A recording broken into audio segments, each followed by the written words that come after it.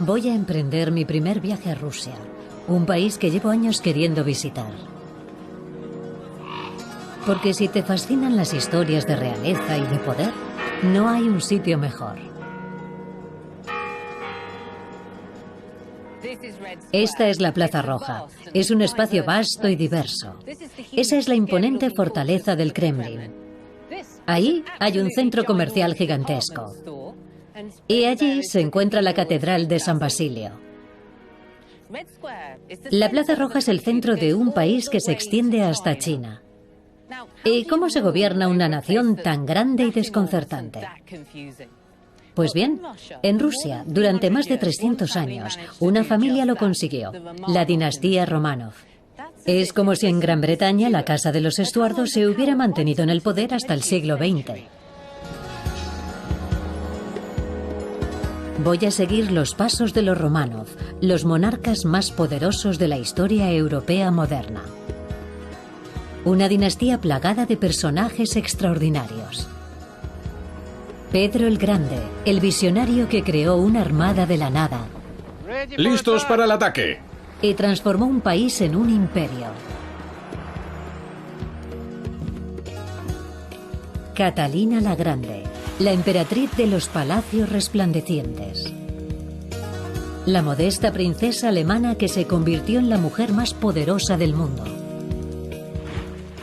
Alejandro I, que gobernó el país cuando atravesaba sus peores momentos.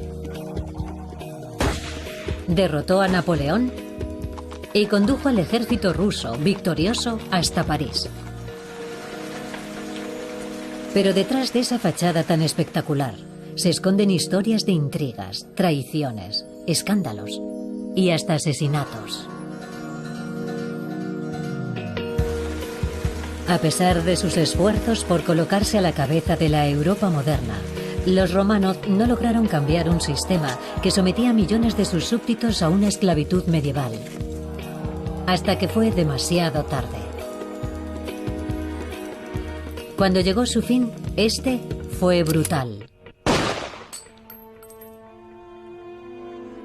Fueron masacrados por una revolución que conmocionó al mundo entero. Para comprender el triste final de los Románov, hemos de entender toda su historia. La historia de una familia real que ejerció un poder sin precedentes sobre su pueblo. Quizá nos podríamos plantear qué habríamos hecho nosotros en su lugar, con un poder personal tan absoluto.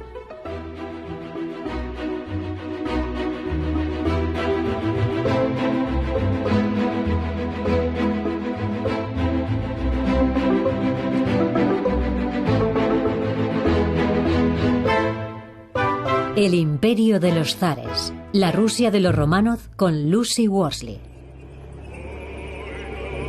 Parte 1. Reinventar Rusia. Para todo aquel que se haya criado durante la Guerra Fría, es difícil deshacerse de la imagen de Rusia como un país amenazador e inexpugnable. Una superpotencia en toda regla, gobernada con mano de hierro desde el Kremlin. Tenemos grabadas en nuestra mente las imágenes de su poderío militar desplegado en la Plaza Roja de Moscú. Sin embargo, la era de los Románov comenzó con un vacío de poder. En este episodio veremos cómo en poco más de un siglo la dinastía imprimió un nuevo rumbo a Rusia.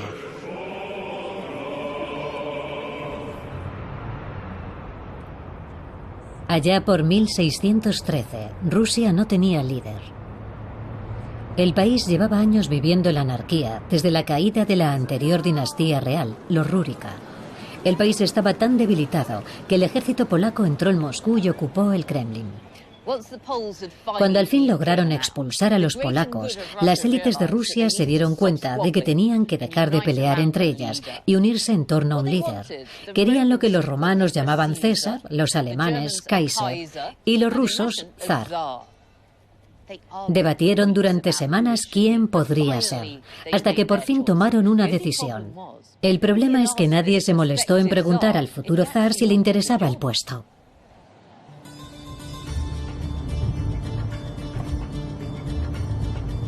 Los poderosos del momento formaron una delegación en Moscú para buscar a su esperado líder y comunicarle la buena nueva. Entre ellos había nobles y clérigos importantes, las fuerzas vivas de Rusia o de Moscovia, como se conocía también el país. Recorrieron más de 300 kilómetros hacia el norte, atravesando zonas rurales que todavía eran peligrosas y en las que reinaba una relativa anarquía. Y este era su destino: el monasterio Ipatiev, que domina el poderoso río Volga.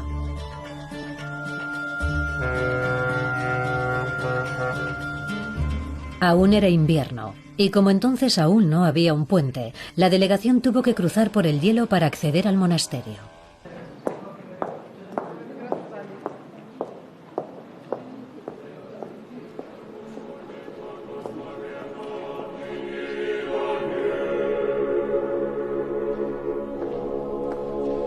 Aquí se alojaba el objetivo de la expedición: un chico de 16 años llamado Miguel Romanov.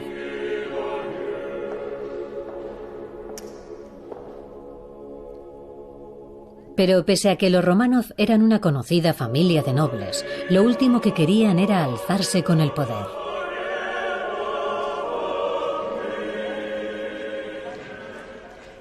Cuentan que cuando ofrecieron la corona a Miguel Romanov, este se echó a llorar. No se sentía a la altura de semejante tarea.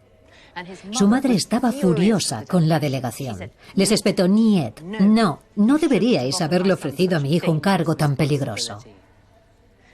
Pero los miembros de la delegación dijeron: «No depende de nosotros, no depende de vosotros, es Dios quien quiere que lo haga». Tras varias horas de deliberaciones, Miguel y su madre se resignaron y aceptaron. Por supuesto, independientemente de la voluntad de Dios, hubo otros factores que desempeñaron su papel en la elección de Miguel. Miguel Romanov venía de una familia de nobles de alta alcurnia. La familia tenía antiguas conexiones con la anterior dinastía. Su padre, Filareto, era sobrino de la última esposa de Iván el Terrible.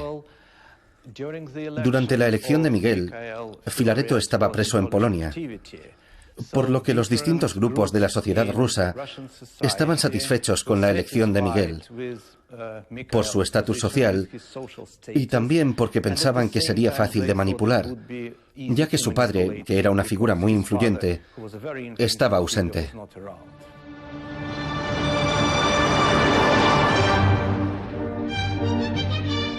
Bajo un fuerte despliegue de seguridad, Miguel viajó a Moscú para ser coronado.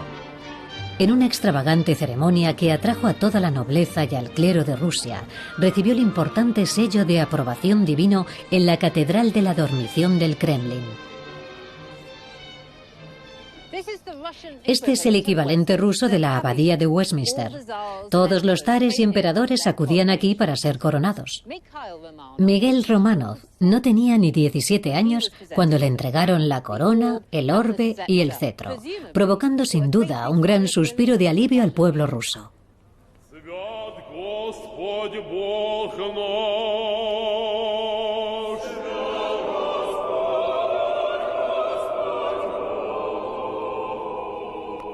La coronación otorgaba el poder absoluto al zar. Aunque las diferentes familias de nobles y la Iglesia ardían en deseos de manipular a Miguel, eran conscientes de que era esencial tener un líder fuerte para evitar que volviera a reinar el caos del que acababa de escapar Rusia. Y el tiempo les dio la razón. Bajo el reinado de Miguel y luego el de Alejo, su sucesor, hubo más de medio siglo de estabilidad relativa y se reconstruyó el país.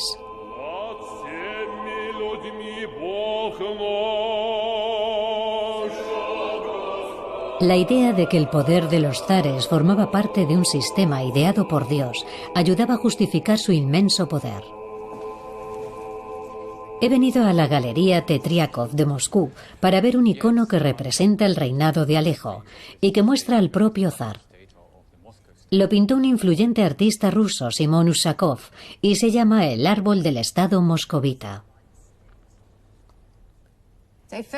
Esta imagen me recuerda al cuento de Jack y las habichuelas mágicas, por este árbol enorme que crece en la catedral y que está plantado en pleno centro del Kremlin. Sí, y las raíces son comunes. Como vemos, hay raíces comunes tanto para el poder eclesiástico como para el poder del Estado. Los dos crecen juntos y actúan de manera conjunta. Es una idea primordial en la Rusia de la Edad Media. Y aquí tenemos al primer arzobispo de Moscú. Sí, y el primer príncipe de Moscú. Plantando juntos el árbol. Pero me interesa más este personaje. Sí, es el monarca Alejo, o Alexei en ruso, y ella es la zarina. ¿Su mujer? Su mujer, sí, su primera mujer y también sus 2 hijos. ¿Quién tenía realmente el poder entonces, en el siglo XVII? En teoría, el poder de la Iglesia y el poder civil estaban en pie de igualdad. Aunque en realidad, el poder civil tenía más fuerza, por supuesto, pero eso no está reflejado aquí. Él es el más importante de esta imagen. Claro. Evidentemente, el poder político pertenecía al zar. Pero no es lo único interesante de esta obra. A pesar de su gran belleza, según los cánones occidentales, se podría considerar prerrenacentista. Incluso a finales del siglo XVII, los visitantes extranjeros consideraban a Rusia como una nación casi medieval, y no solo por su arte y su fervor religioso.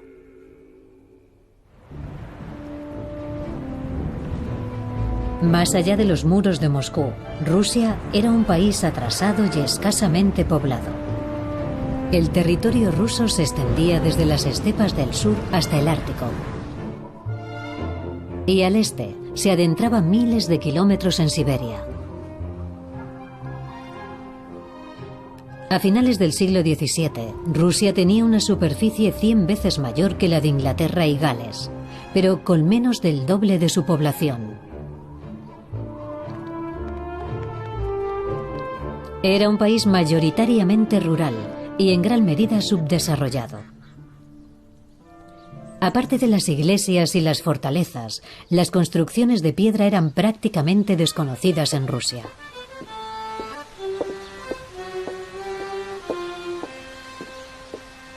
Las cabañas y la indumentaria de los campesinos apenas había cambiado en siglos.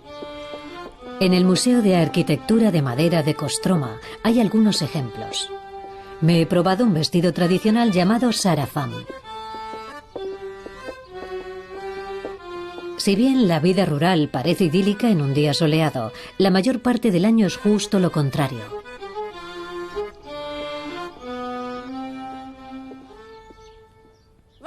La crudeza del clima ruso es de sobra conocida. Imaginad lo que sería abrirse paso a través del barro cuando llovía, o a través de la nieve en invierno. Pero pese a lo inhóspito del territorio, hasta el siglo XIX la mayoría de los rusos malvivía cultivando estas tierras. También tenían que lidiar con la realidad social de la servidumbre. Era una práctica que se estaba extinguiendo en Europa occidental, pero en la Rusia del siglo XVII iba incluso en aumento. Si eras un siervo, literalmente pertenecías a alguien y podían comprarte o venderte.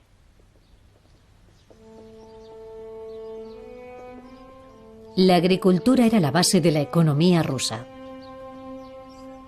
Y la servidumbre garantizaba a los nobles terratenientes una mano de obra sumisa. Los campesinos no podían marcharse sin más e irse a buscar un sueldo y mejores condiciones de vida a otra parte.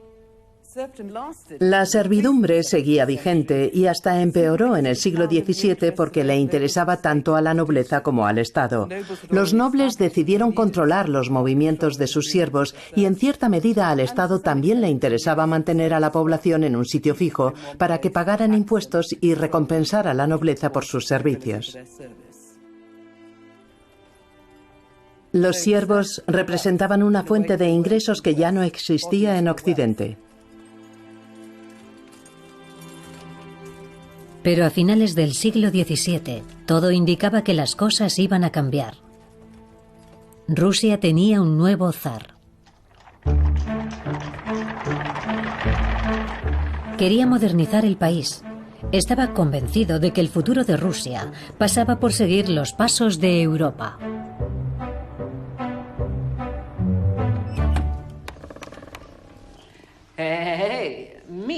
Os presento a Pedro el Grande, o por lo menos lo más parecido que pude encontrar, porque esto es una efigie de cera hiperrealista que se hizo justo a su muerte, modelada sobre el rostro del cadáver.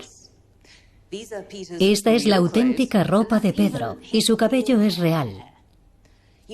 Parece una representación exagerada del monarca, porque mirad qué brazos tan largos. Pero no, realmente medía 1,98 m. Lo encuentro aterrador, pero en la vida real seguro que debió de ser absolutamente espeluznante. Sin embargo, Pedro el Grande fue el soberano más entregado y con mayor visión de futuro de Rusia. La crueldad de Pedro se debía a su traumática infancia. En 1682, su llegada al trono con tan solo 9 años desembocó en una breve pero sangrienta revuelta. Una facción de la corte veía al hermanastro de Pedro, Iván, como el zar legítimo. Cuando se corrió la voz de que Iván había sido asesinado, una muchedumbre encabezada por la propia Guardia Real irrumpió en el Kremlin. Para calmar los ánimos, la madre de Pedro salió del palacio y se quedó en lo alto de estas escaleras. Llevaba cogidos de la mano a Pedro e Iván para probar a la muchedumbre que ambos estaban vivos y coleando.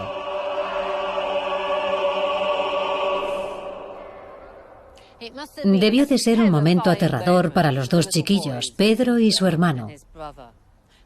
Pero cuando los rebeldes vieron que seguían vivos, todo el mundo se tranquilizó. Parecía que la cosa había funcionado.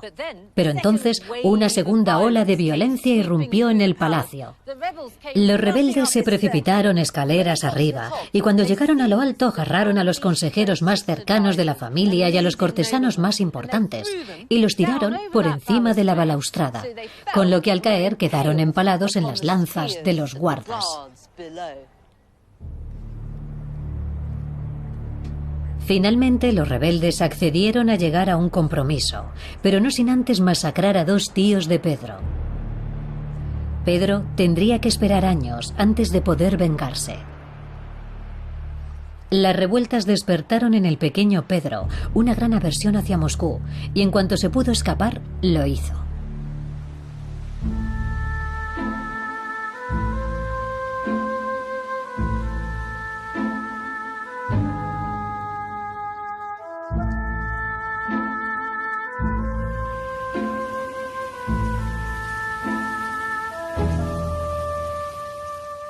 Este es el lago Plescheyevo, a 140 kilómetros de la capital.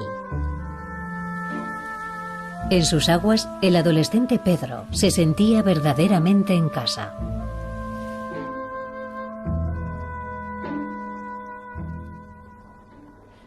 ¿De dónde le venía a Pedro el Grande esa afición tan poco rusa por la navegación? Una vez descubrió un viejo barco en una de sus propiedades reales a las afueras de Moscú, pero para aprender a usarlo tenía que venir hasta aquí, al lago, donde podía coger algo de velocidad.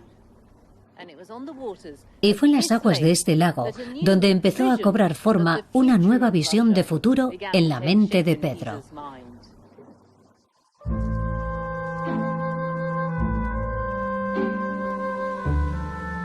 Siempre que podía, Pedro aprovechaba para hacer una escapada al lago. Recurrió a expertos extranjeros, que no solo le enseñaron a navegar, sino también a construir barcos. Este es el único barco superviviente de la flotilla que hizo Pedro el Grande, a orillas del lago Plescheyevo. Sus amigos y él se divertían navegando y jugando a las batallas navales. Los barquitos acabarían conociéndose como la armada de juguete de Pedro, pero su ambición iba mucho más allá de estos juegos navales.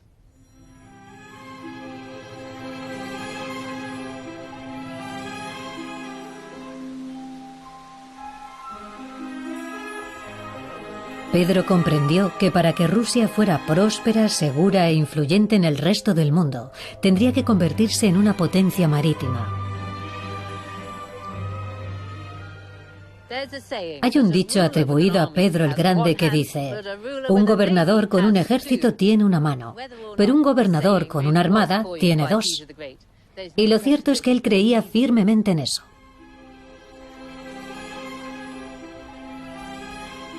Las potencias europeas, como Inglaterra y Holanda, se estaban enriqueciendo gracias al comercio marítimo. Mientras que Rusia, a pesar de su tamaño, en la práctica no tenía litoral. Solo contaba con un puerto marítimo en condiciones en el extremo norte, y la mitad del año estaba congelado. Pero había algo aún más urgente. Dos de sus países vecinos, Suecia al oeste y Turquía al sur, tenían unas marinas formidables. Rusia necesitaba su propia flota.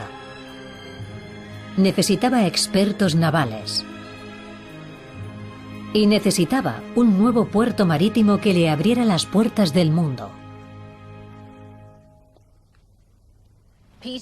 Pedro el Grande se comprometió a lograr todo eso para Rusia.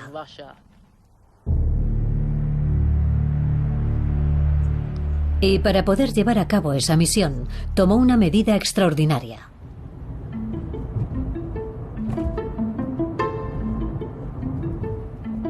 En 1697, a los 24 años, Pedro dejó su reino en manos de sus consejeros y se dispuso a pasar un año sabático en Europa.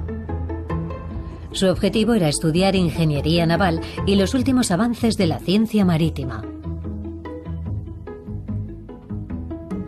Su viaje se dio a conocer como la Gran Embajada de Pedro.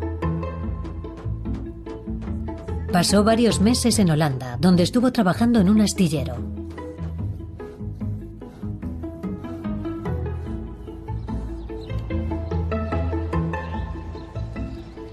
Luego, a principios de 1698, Pedro y su séquito se dirigieron a Londres. Y uno de los primeros lugares que visitó fue el Real Observatorio de Greenwich.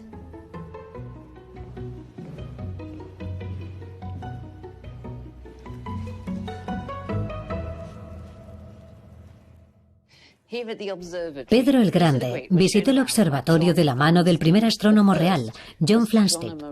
Juntos observaron el planeta Venus por el telescopio. Pero Pedro no estaba haciendo turismo.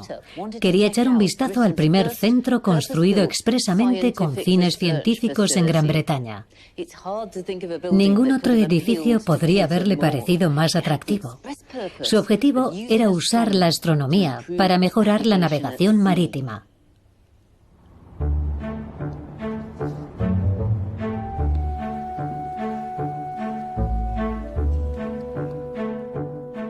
A lo largo de los siguientes meses, Pedro se empapó de la ciencia y la tecnología más punteras. Visitó la Real Sociedad, la Real Casa de la Moneda, la Torre de Londres, la Universidad de Oxford y la fundición de cañones en el Arsenal de Woolwich. Durante su estancia en Londres, Pedro el Grande se alojó cerca de este recodo del río, en Deptford. Le gustaba ese sitio porque estaba al lado de los astilleros y en ocasiones se dejó ver trabajando en ellos. Se decía que el zar de Moscovia era capaz de trabajar con sus manos tan duro como cualquier campesino. Pero Pedro no era el típico constructor naval. Era un invitado del rey Guillermo III, que le hizo un regalo muy especial: un moderno barco de alta velocidad llamado el Transporte Real.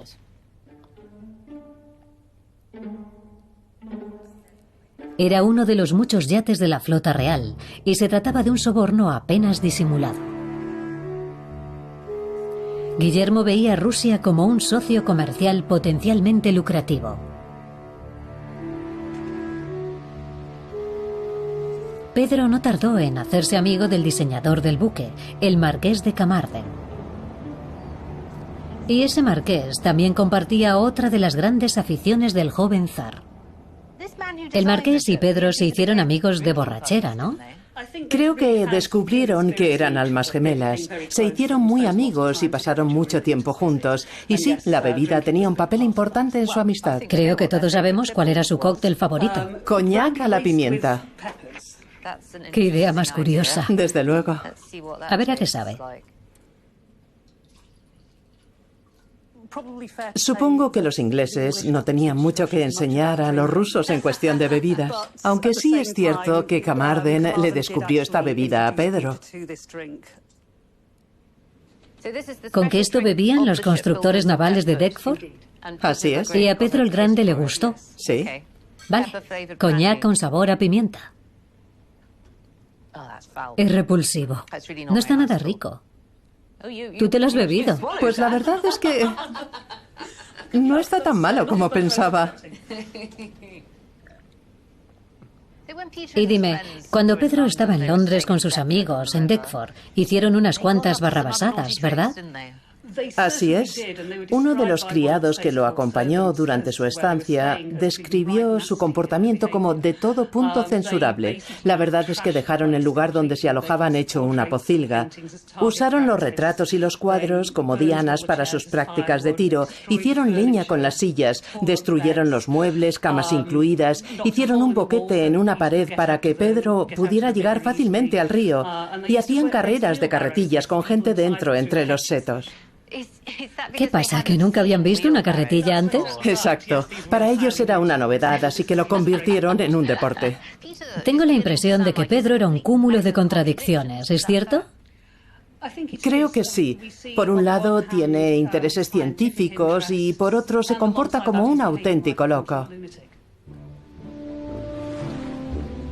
Durante su año en Europa, Pedro no solo consiguió un yate real, también compró varios cargamentos de equipo marítimo de última generación.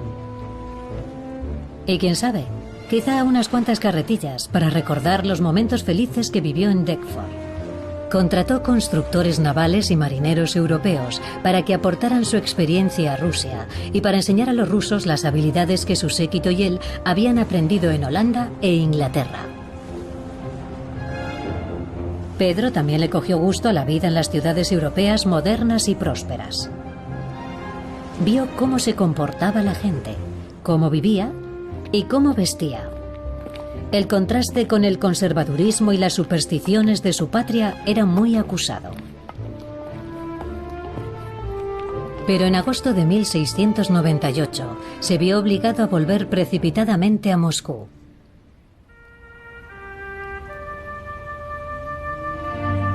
Los guardias de palacio habían vuelto a rebelarse.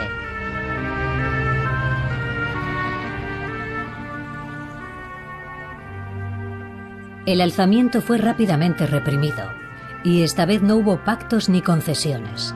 Pedro los castigó sin contemplaciones. Hizo decapitar o ahorcar a más de 1000 de sus guardias. Otros cientos fueron torturados, azotados o desterrados. El destino de aquellos guardias, conocidos en Rusia como los Streltsy, se refleja en este cuadro de Vasily Surikov, uno de los grandes pintores rusos del siglo XIX. Esta es la Plaza Roja, en la mañana de la ejecución de los Streltsy. Se les identifica fácilmente porque tienen esas barbas enormes y van en camisa, ya que les han arrancado sus uniformes. Cada uno sujeta una velita que representa la vida que están a punto de perder. El resto de los presentes, y hay mucha gente ahí, son sus familias. Este tiene a su mujer en su regazo. Y este niño que está llorando debe de ser su hijo. Hay mucho sufrimiento en esta imagen. Se podría esperar algo de compasión, pero no. Este es el que manda, Pedro el Grande, y fijaos en él, es implacable. Está diciendo que todos ellos irán de cabeza a las orcas del fondo.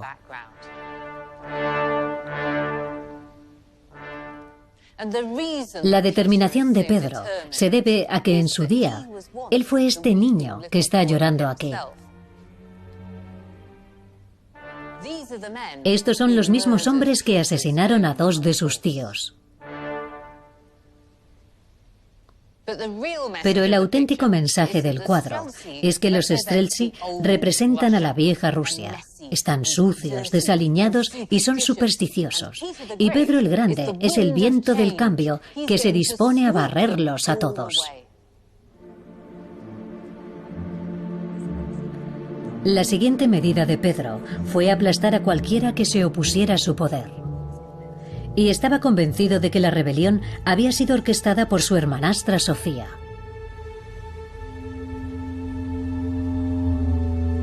No ejecutó a Sofía, pero hizo algo casi parecido.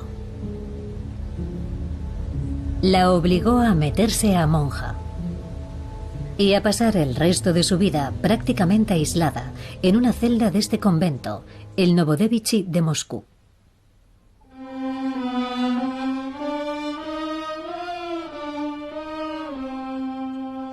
Aunque al principio, al menos, Sofía tenía algo de compañía. Pedro mandó colgar los cadáveres de los Streltsy rebeldes justo delante de sus ventanas. A continuación, Pedro se ocupó de las élites de Moscú. Estamos hablando de la misma gente que había entronizado a los Romanov unos 90 años atrás, pero Pedro los consideraba un atajo de vagos reaccionarios. Había llegado el momento de que se pusieran al día. Así que decidió que la mejor manera de hacerlos comportarse como europeos modernos era hacerlos vestir como europeos modernos. No está nada mal, ¿no? Está bien mullidito y es un poco aterciopelado, muy agradable.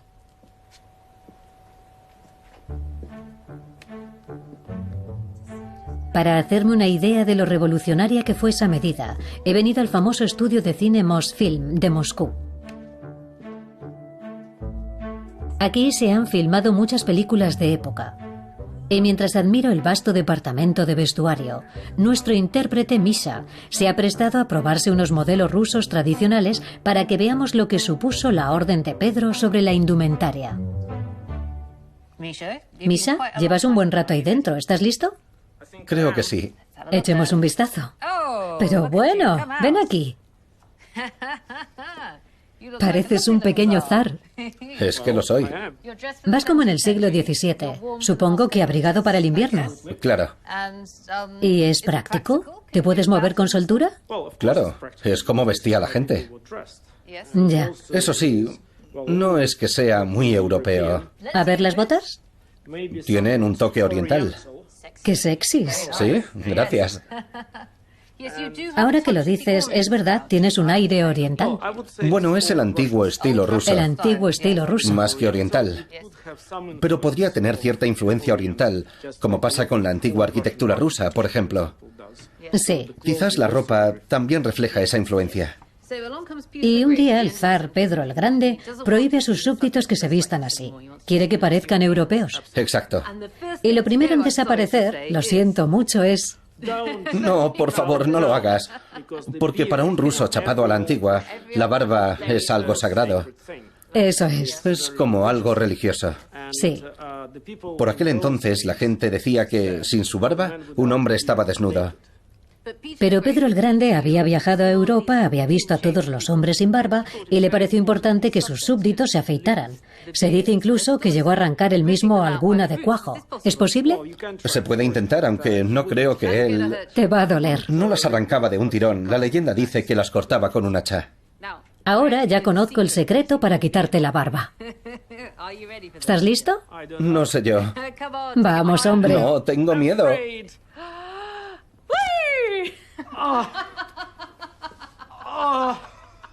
Te estás riendo. Aún me queda el bigote. No está todo perdido. Pues ya no. No. Ahora te hemos europeizado. Pero Pedro el Grande habría querido que cambiaras de ropa, ¿verdad? No se conformaba con las barbas. Lo quería todo. Pues venga, vuelve ahí.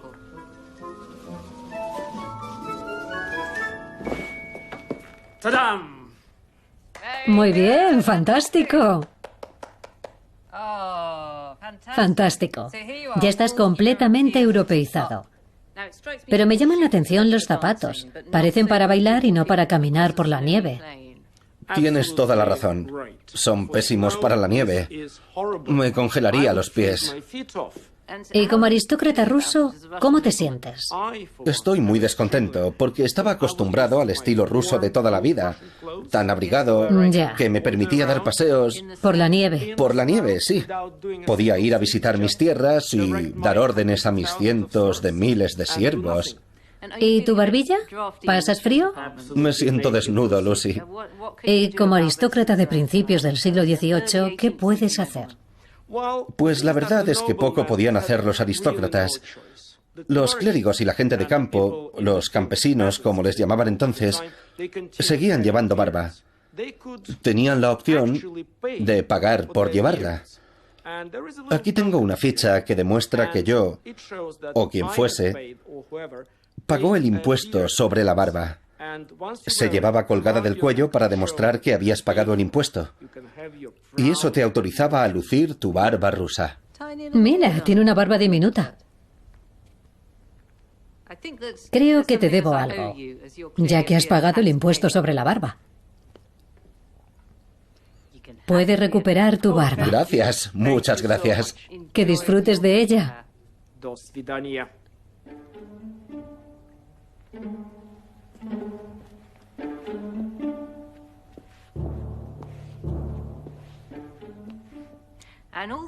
Y todo esto también se aplicaba a las mujeres. Aunque dicen que a ellas les hizo más gracia que a los hombres lucir sus vestidos europeos.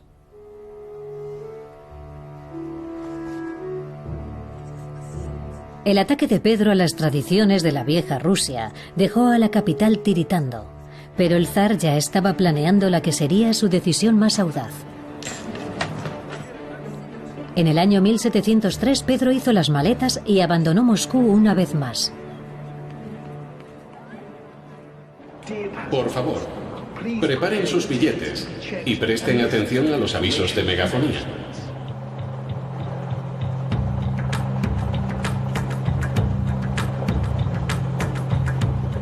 Pedro encabezó una expedición militar al oeste rumbo al Golfo de Finlandia, la puerta al mar Báltico.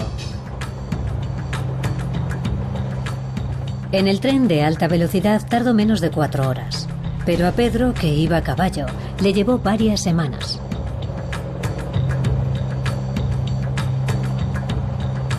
Se estaba adentrando en un territorio que apenas había sido cartografiado, un pantanal con algún que otro asentamiento pesquero aislado. Pero lo más peligroso es que era un territorio reivindicado por Suecia, el país más poderoso de la región báltica. Al llegar a las orillas del río Neva, quedó claro cuál era el objetivo del ejército de Pedro.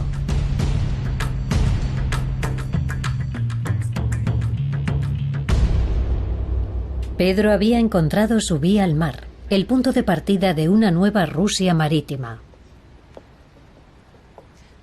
Cuenta la leyenda que este, más o menos, es el lugar exacto en el que Pedro el Grande bajó de su caballo y dijo: aquí habrá una ciudad. Mientras decía esas palabras, dio la casualidad de que había un águila sobrevolando su cabeza, así que aquello parecía una epopeya bíblica.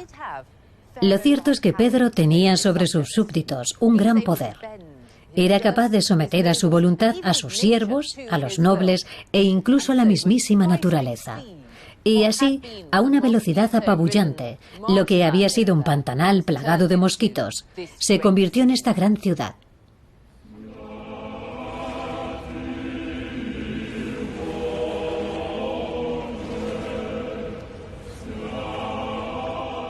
Pedro la bautizó como San Petersburgo.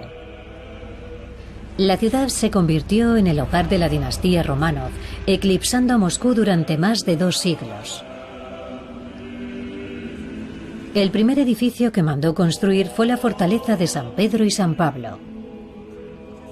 San Petersburgo comenzó siendo una base militar, porque Pedro había declarado la guerra a Suecia. Parecía el momento oportuno. Suecia tenía un nuevo rey adolescente, Carlos XII, y Pedro esperaba aprovecharse de su inexperiencia para convertir a Rusia en una potencia báltica. Creo que pensaba que el joven rey de Suecia sería un objetivo más fácil que sus ilustres antecesores, pero no dejaba de ser un proyecto arriesgado. Nada indicaba que Suecia fuera una potencia en declive. Y además, detrás de Suecia estaba todo el poder diplomático de Luis XIV de Francia, la mayor potencia internacional de todas. Los suecos eran clientes de los franceses, diplomáticamente hablando, así que aquello era peligroso. La guerra con Suecia dio a Pedro la excusa para realizar el que quizá fuera su sueño más antiguo. Con acceso al mar Báltico, San Petersburgo se convirtió en la base del siguiente gran proyecto de Pedro: construir una marina.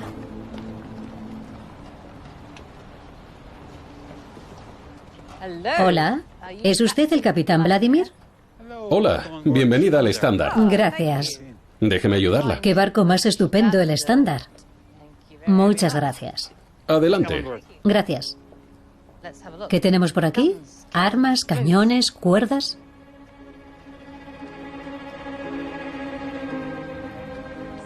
Esta fragata es una réplica del buque insignia de Pedro el Grande, su mayor orgullo, el estándar. Pedro zarpó en el año 1703 en el estándar original, inspirado en el transporte real, el buque inglés que le regaló Guillermo III. ¿Listos para zarpar? El estándar era el mayor de los 10 buques que Pedro logró construir en tan solo 5 meses. A medida que avanzaba la guerra con Suecia, la flota tuvo que construirse a una velocidad récord. ¡Mira qué valiente! ¿Cómo se dice fantástico en ruso? Fantastic.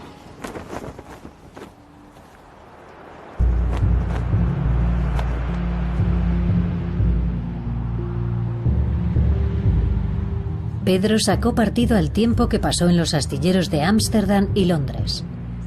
Puso a sus expertos venidos de Holanda e Inglaterra a trabajar con los rusos, que habían aprendido a construir barcos durante su gran embajada.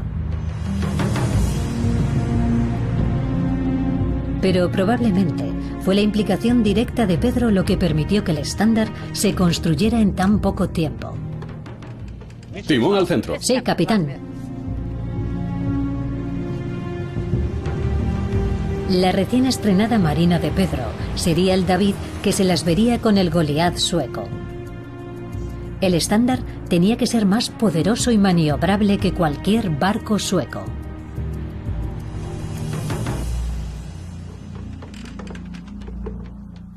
Capitán Vladimir, en el año 1703, cuando se construyó el estándar, ¿era un buque muy moderno? Por aquel entonces, el timón de rueda era una especie de innovación tecnológica muy avanzada y no se introdujo hasta el año 1700 o 1701. No hace tanto.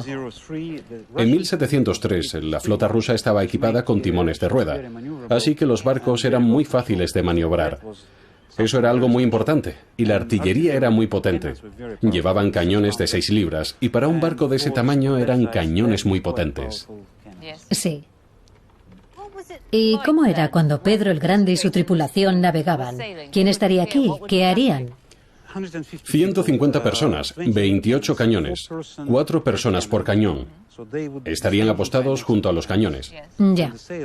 Los marineros se encargaban de las velas a la vez. En las batallas, durante las maniobras, los marineros formaban filas para bracear las vergas, alzar y largar las velas.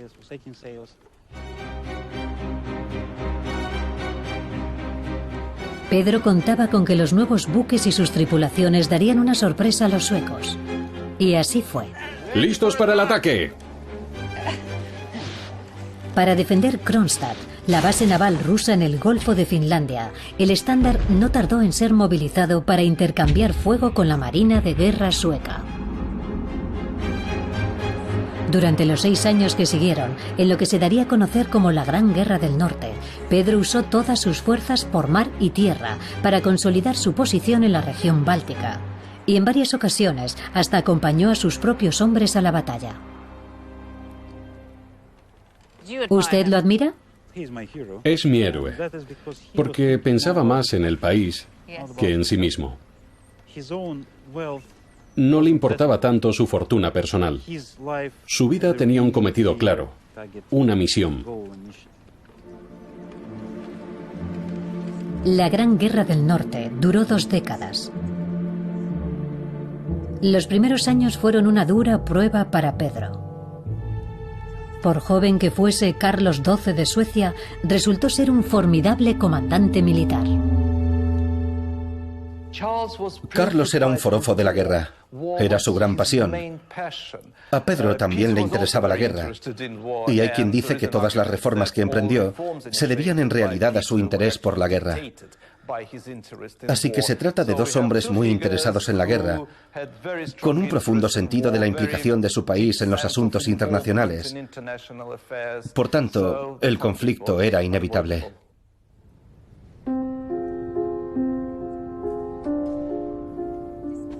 Pese a lo larga que fue la guerra, la batalla decisiva de Pedro contra Carlos se produjo pronto, en 1709. Y no fue una batalla naval, se libró en Poltava, Ucrania, a muchos kilómetros de distancia de la costa. Las atrocidades de la batalla quedaron plasmadas en este mural del siglo XVIII en San Petersburgo.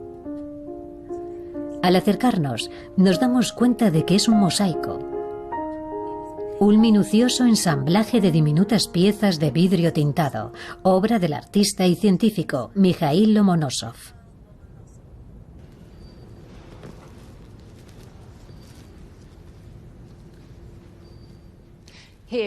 Aquí tenemos a Pedro el Grande, con su característica melena, y ha desenvainado su espada para decapitar a unos cuantos suecos. Dirige personalmente a sus tropas, que es lo que hizo en 1709. El líder del otro bando es el rey Carlos XII de Suecia, al que vemos aquí. Va en una silla de mano, porque se ha hecho daño en un pie antes de la batalla. También podemos ver que parece mucho más pequeño que Pedro el Grande en esta imagen.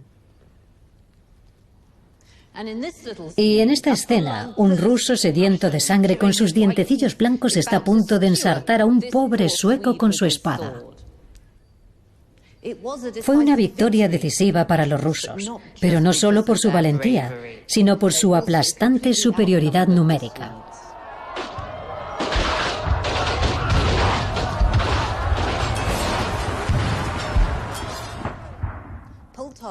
La batalla de Poltava fue un punto de inflexión para Pedro el Grande, ya que permitió que Rusia derrocase a Suecia como potencia dominante en la Europa báltica. La seguridad de San Petersburgo estaba garantizada. Y en 1712, solo 3 años después de su victoria en Poltava, Pedro hizo de San Petersburgo la nueva capital de Rusia.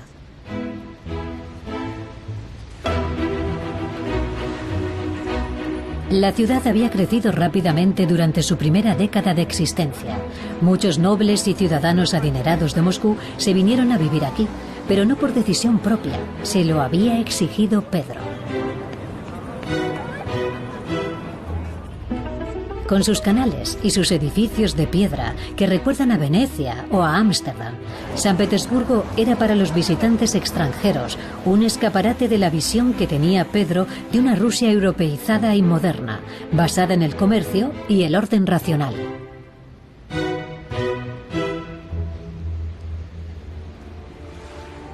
Pero la gran ironía es que la ciudad solo existía gracias al poder autocrático y despótico de Pedro. Y a la tradición medieval de la servidumbre, que de hecho reforzó.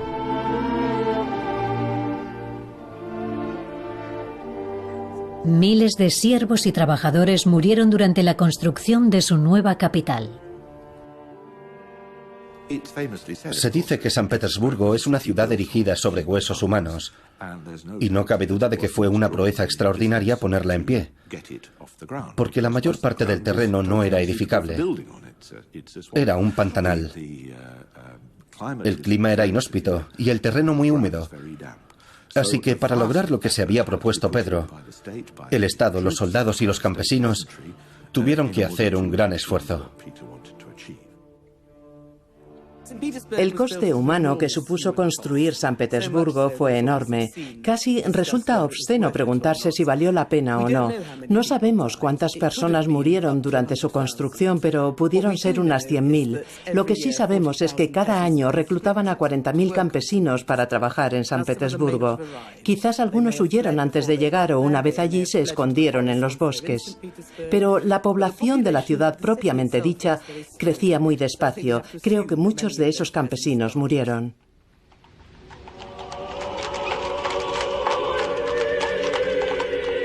La crueldad de Pedro no se detenía en las puertas del palacio. Cuando se cansó de su primera mujer, Evdokia, la mandó a un convento en Moscú.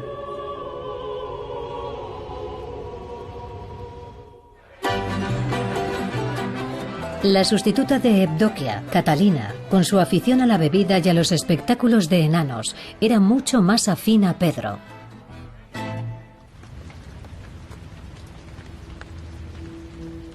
El hijo mayor y sucesor putativo de Pedro, Alejo, era un problema para su padre. A sus 20 y tantos años, Alejo no parecía capacitado, ni tenía el menor interés en seguir los pasos de Pedro.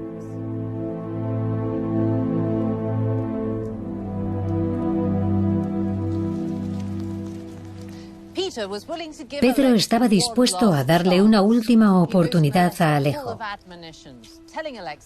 Le escribió una carta llena de recriminaciones, instándolo a sentar la cabeza. De lo contrario, Pedro amenazaba con amputar a Alejo, como un miembro gangrenado. Pues si yo me he sacrificado por servir a nuestro país, ¿por qué dejarías tú de hacer lo mismo?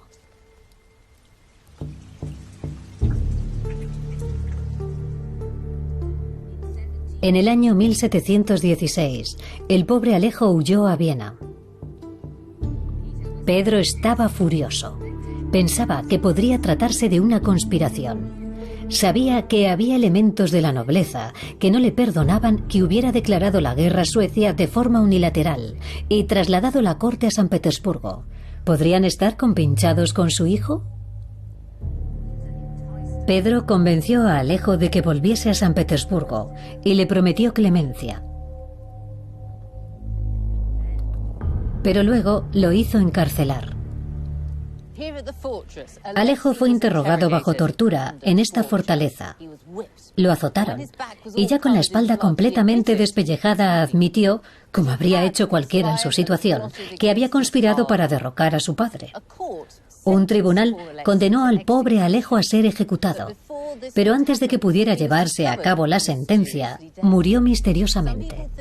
Hay quien cree que fue a consecuencia de las torturas. Según otros, habría sido envenenado para evitar a Pedro el Grande la humillación de tener que ejecutar en público a su propio hijo.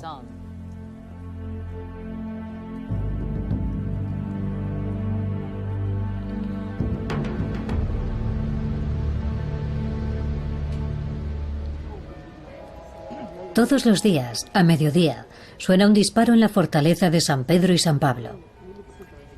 Esta tradición se remonta a los primeros días de San Petersburgo, cuando los cañonazos servían para avisar de las inundaciones o para marcar importantes acontecimientos de Estado. En el año 1725, Pedro el Grande oyó este sonido por última vez.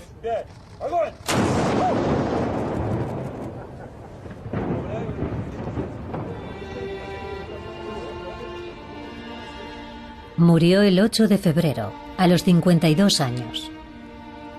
La autopsia reveló que tenía la vejiga gangrenada. Rusia había perdido más que un zar. 3 años antes, tras sus conquistas bálticas, Pedro había sido proclamado emperador de toda Rusia. El imperio ruso duraría tanto como la propia dinastía de los Románov.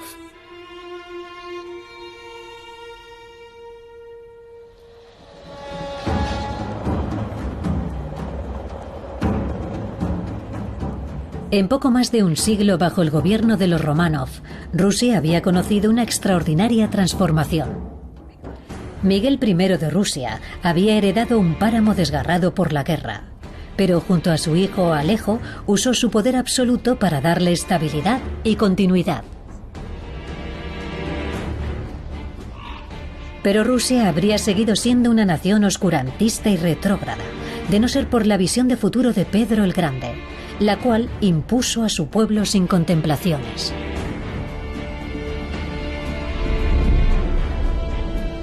Él dio a su país una marina, una nueva capital, un imperio y, por encima de todo, un futuro.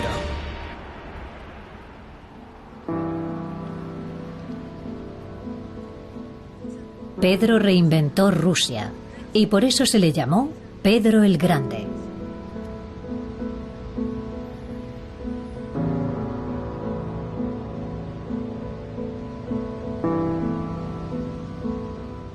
Medio siglo después de su muerte, se le erigió esta estatua en San Petersburgo.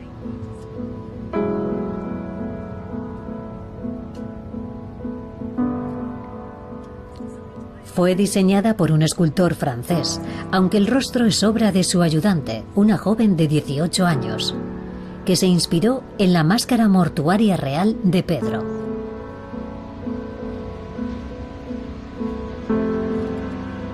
Se dice que la enorme roca de granito sobre la que descansa esta estatua ecuestre de bronce es la mayor piedra jamás desplazada por manos humanas. Es difícil no pensar en las espaldas y en los miembros destrozados de quienes la transportaron, aunque quizá no sea un símbolo del todo inapropiado. Y es que a pesar de los grandes logros de Pedro el Grande, es difícil tenerle cariño. Puede que introdujese a Rusia a la fuerza en el mundo moderno, pero lo hizo de una forma despiadada, con crueldad. Cuesta pensar en otro soberano que trabajara tan duro por su pueblo y que sin embargo lo tratara con tan poca compasión. Sin embargo, Pedro cambió Rusia para siempre. Fue un patrón con el que habrían de medirse todos los futuros zares de la dinastía Románov.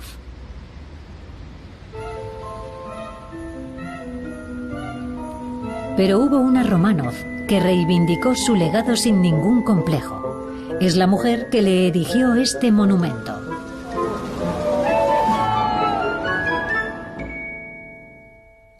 Catalina II, también conocida como Catalina la Grande.